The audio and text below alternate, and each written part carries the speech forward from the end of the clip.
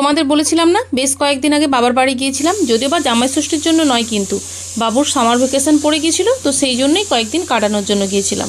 আর ওখান থেকেই একদিন বেরিয়ে পড়েছিলাম মলে যাব বলে, মানে কয়েকটা জিনিস কেনাকাটার ছিল। ট্রেন ধরবো বলে দাঁড়িয়ে আছি, হঠাৎ করে দেখছি স্টেশনে কেউ একজন আমার পাশে দাঁড়িয়ে উসখুস করছে। আর তোমরা তো জানোই হাওড়া মেদিনীপুর যে লাইনটা রয়েছে ওতে ট্রেনের অবস্থা কেমন।